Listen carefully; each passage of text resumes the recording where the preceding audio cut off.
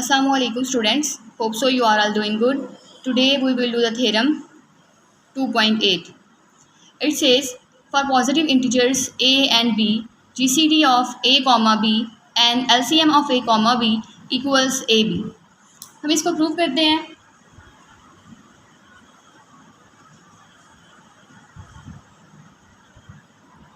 Proof में हम जैसे कि हमें गिवन है कि GCD ऑफ ए और बी गिवन है और GCD ऑफ ए बी और LCM of A B is equal to A B के इक्वल होता है. तो जैसे कि हम पीछे पढ़ के आ चुके हैं, हम लेट कर लेंगे कि D जो है वो इक्वल है GCD ऑफ ए बी के. अब यहाँ से हमें पता चला कि D जो है वो A को भी डिवाइड कर रहा है और D जो है वो B को भी डिवाइड कर रहा है. Means A is divisible by D and B is also divisible by D. अब हमें पता है by divisibility theory.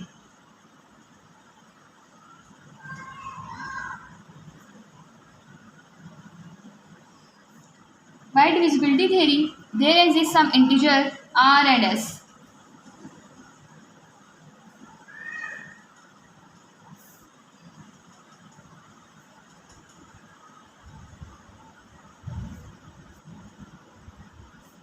R and s such that a equals to dr and b equals ds. इसको इक्वेशन 1 का नाम दे दें, इसको इक्वेशन 2 का नाम दे दें. यहाँ पर हम बिल्कुल पीछे वाला कंसेप्ट यूज़ करके आए हैं कि अगर GCD of A B D के इक्वल है तो D जो है वो A को डिवाइड करेगा और D जो है वो B को भी डिवाइड करेगा. फिर हमने डिविजिबिलिटी थ्योरी वाला थ्योरम हमने यूज़ किया. उसके अकॉर्डिंग में पता है कि अगर हमारे पास इस तरह की कोई फॉर्म हो तो हमारे पास कोई दो इंटीजर जो हैं वो एग्जिस्ट करते हैं. उसको हमने आपने सेलेक्ट किया कि एक R है और एक S है. फिर हम इसको फॉर्म में लिख सकते हैं A equals DR and B equals to DS. अब हमने GCD वाला काम कर लिया. अब हम आते हैं LCM की तरफ. Let M equals LCM of AB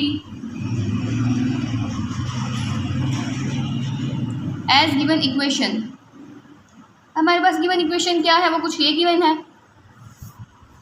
इसको हम लिख लेंगे GCD of AB and LCM of AB equals BS. ये हमने इक्वेशन लिख ली.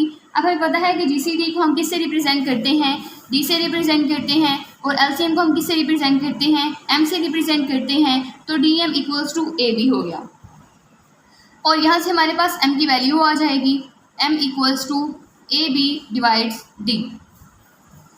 अब हम यहाँ से क्या करेंगे, हमारे पास ऊपर ये इक्वेशन नंबर 1 गिवन है और इक्वेशन नंबर 2 गिवन है. हम अलग-अलग इक्वेशन नंबर A में इक्वेशन नंबर 1 की और इक्वेशन नंबर 2 की वैल्यूज़ को सब्स्टिट्यूट कर लेंगे. तो फर्स्ट हम क्या करेंगे, put A equals DR in equation A. तो M इक्वल्स टू एक जगह पे आप सब्स्टिट्यूट कर दिया DR into B divides D से कैंसिल आउट हो गया. तो M की वैल्यू क्या आ गई जी, BR. सिमिलरली आपने क्या करना है, आपने करना है put B equals DS in equation A. आप अगेन इसमें वैल्यू पुट कर लें A के अंदर. तो वैल्यू आपके पास M equals to A remains as it is. B की जगह पे आप पुट करेंगे DS divides D, cancel out, M equals AS. यहाँ पर हमारे पास M की दो वैल्यूज़ आ गई हैं और यहाँ से हमें ये पता चला है कि तो यहाँ से M इक्वल्स टू BR आ गया. यहाँ से हम वैल्यू निकाल लेंगे R की. तो हमारे पास क्या आ जाएगा, B डिवाइड्स M. ठीक है. और यहाँ से हमारे पास हो जाएगा A डिवाइड्स M. इसका मतलब क्या हुआ कि M जो है वो कॉमन मल्टीपल है A और B का. दिस इम्प्लाइज M इज़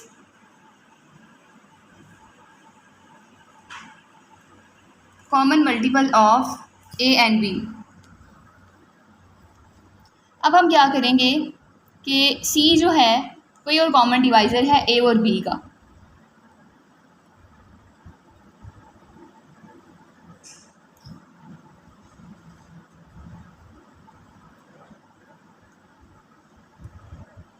इससे क्या पता चला कि A जो है वो C को डिवाइड करेगा और B जो है वो C को डिवाइड करेगा. तो हमने अगेन लेट कर लिया कि हमारे पास डिविजिबिलिटी थ्योरम को हमने यूज़ किया और हम कहें कि हमारे पास कोई से दो इंटीजर्स हैं सी और हमारे पास दो इंटीजर्स हैं u और v हैं। हम इसको इस फॉर्मेट में लिख सकते हैं कि अगर हमारे पास दो इंटीजर्स हों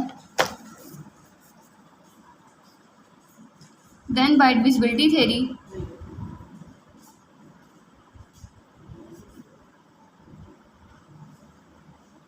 c equals au and c equals bv।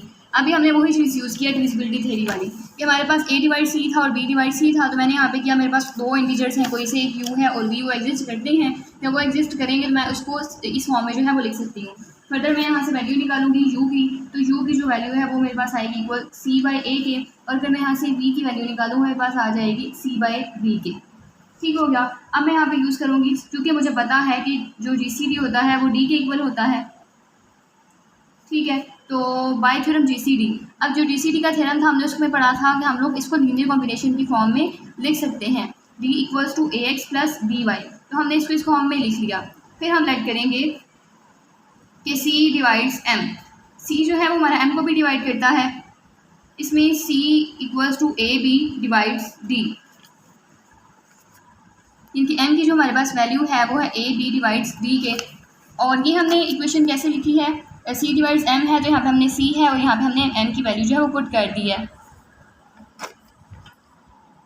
फिर ये हो जाएगा c d divides a b, और जो d की वैल्यू आपके पास क्या आई है a x plus B Y, उसको आप इस इक्वेशन में सब्स्टिट्यूट करेंगे तो वो आ जाएगी a x plus B Y divides a b।